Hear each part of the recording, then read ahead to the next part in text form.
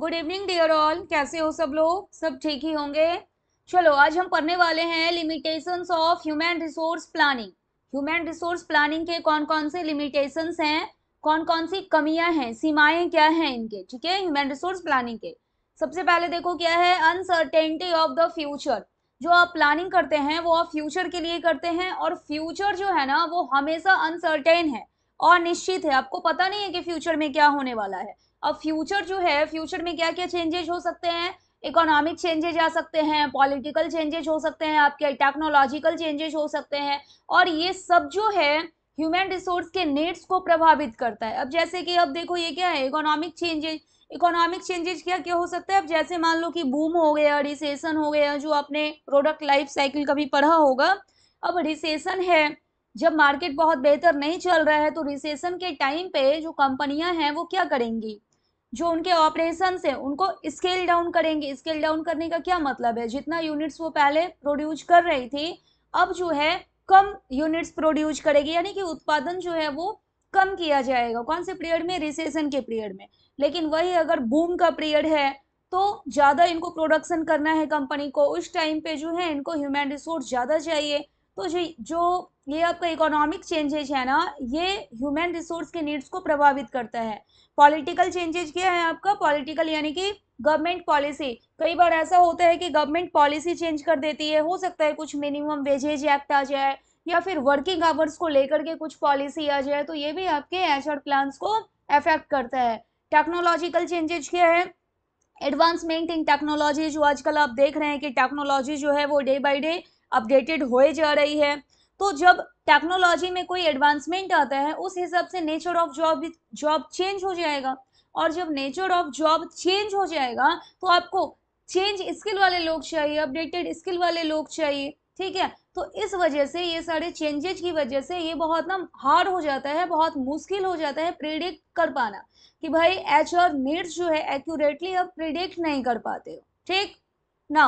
Lack of accurate data. कई बार ऐसा होता है कि आपके पास जो डेटा होता है ना वो डेटा ही आपके पास प्रॉपर नहीं होता, वो पुअर डेटा होता है, यानी कि डेटा आपके पास सही अवेलेबल नहीं हो पाता।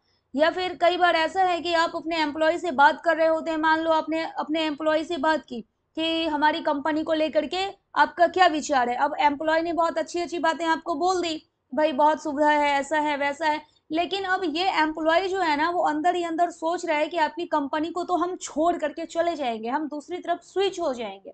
तो आपने तो एक रिकॉर्ड मेंटेन कर लिया कि जिस एम्प्लॉय से आपने बात किया वो आपकी कंपनी के बारे में अच्छा अच्छा बात बोला है, तो आपने एक रिकॉर्ड मेंटेन कर लिया कि हमें छोड़ करके नहीं जाएगा, लेकिन इसके माइंड में अंदर ही अंदर क्या चल रहा है कि ये आपकी कंपनी को छोड़ करके जाएगा, ठीक है। तो देखा जाए तो जो डेटा आपको मिला, डेटा तो आपको गलत मिल गया, ठीक। तो इस वजह से जो डेटा आपको पुअर डेटा मिलता है, या फिर जो आपके आउटडेटेड एम्प्लॉय होते हैं इनको लेकर के जो है ना इनकरेक्ट फोरकास्टिंग कर लेते हैं आप, ठीक है। Now resistance to change. अब ये रेसिस्टेंस का क्या मतलब होता है ना, अपोज करना, प्रतिरोध करना। कई बार जो है अगर टेक्नोलॉजी अपडेट हो गई है तो आपको नए स्किल के लोग चाहिए, तो उस समय में क्या होता है, लोगों को जो है डर लगता है, जो पहले से आपके एम्प्लॉयज हैं, जो आपके मैनेजर्स हैं, वो डरते हैं। क्यों डरते हैं? फियर ऑफ चेंज होता है कि भाई क्या चेंज आएगा, जॉब इनसिक्योरिटी होती है। अब जैसे कि मान लो किसी भी स्कूल में white board, green board, black board पे पढ़ाई हो रही है, और अचानक ही प्रिंसिपल ने ये ऑर्डर कर दिया कि भाई बच्चे जो है ना वो स्मार्ट बोर्ड पे पढ़ाई करेंगे। लेकिन जिन टीचर्स को स्मार्ट बोर्ड ऑपरेट करना नहीं आ रहा है उनको तो डर लगेगा, वो तो मना करेंगे, वो प्रतिरोध करेंगे, अपोज करेंगे कि नहीं भाई ऐसा चेंज नहीं होना चाहिए। उनको अपनी जॉब की सिक्योरिटी को लेकर के भी डर लगेगा कि अब लगता है अब हमारा जॉब सिक्योर नहीं है, जिन्हें स्मार्ट बोर्ड ऑपरेट करना आ रहा है उन्हीं को काम पर रखा जाएगा, ठीक है। तो इस तरह से जब भी चेंज होने की बात होती है तो फियर ऑफ चेंज होता है, और जो एम्प्लॉयज हैं उनको डर रहता है जॉब इनसिक्योरिटी का, कि हमारी जो जॉब है कहीं वो ना चली जाए चेंजेज की वजह से, ठीक है। High cost and time consuming. अब जो है ये ह्यूमन रिसोर्स प्लानिंग जो है इसमें हाई कॉस्ट कैसे होगा, अगर आपकी प्लानिंग जो है वही पुअर है, प्रॉपर प्लान आपने नहीं किया। अब आपको प्लान करना था कि 10 लोगों को हायर करना है, आपने 4 ही लोग हायर किए। अब आप लास्ट मिनट हायरिंग करोगे बाकी 6 लोगों के लिए। जब आप लास्ट मिनट हायरिंग करोगे तो आपको पता है कि वो कॉस्टली होगा, या फिर जो पहले से आपके पास लोग हैं, जो एम्प्लॉयज हैं, जो ट्रेनिंग देना चाहिए वो ट्रेनिंग आपने उनको दिया ही नहीं, जो आपकी ट्रेनिंग थी वो इररेलीवेंट थी या फिर अननेसेसरी ट्रेनिंग आपने दे दी। तो देखा जाए तो प्रॉपर प्लानिंग नहीं था, तो इस वजह से आपका हाई कॉस्ट आया और इस वजह से समय भी ज़्यादा लगेगा। जब तक जितना आपने ट्रेनिंग, मान लो कि 60 दिन की आपने एक कोई ट्रेनिंग प्रोग्राम चलाई, 60 दिन में आपके एम्प्लॉयज को चाहिए था कि वो डेवलप हो जाए, लेकिन ट्रेनिंग प्रोग्राम ही आपका गलत था, वो जो था वो इररेलीवेंट था। अब वापस से आप कोई दूसरा ट्रेनिंग प्रोग्राम चलाओगे जो रिक्वायर्ड है, तो इसमें जो है वो समय भी मारा खाता है, टाइम कंज्यूमिंग भी हो जाएगा। ठीक है। Now dependency on top management. अब आप बोलोगे कि ह्यूमन रिसोर्स प्लानिंग में ये टॉप मैनेजमेंट का क्या लेना देना है। देखो, जो टॉप मैनेजमेंट है ना, वो सब कुछ डिसाइड करने का काम जो है वो वही करता है, जैसे कि डायरेक्शन को सेट करेगा, आपके लिए रिसोर्सेज की जो अवेलेबिलिटी है वो टॉप मैनेजमेंट ही करवाएंगे।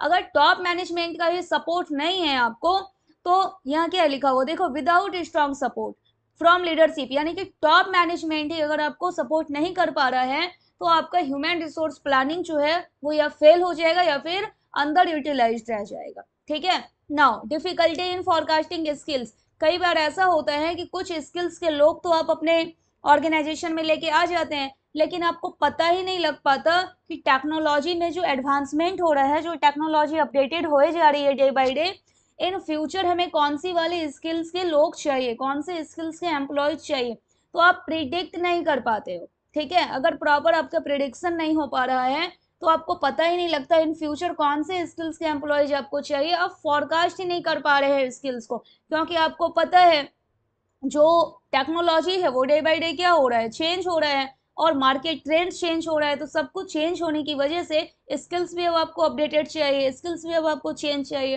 तो स्किल्स जो है फॉरकास्ट करने में प्रॉब्लम आती है, difficulty in forecasting skills. Okay, ये था आपका limitations of human resource planning. Okay, thank you.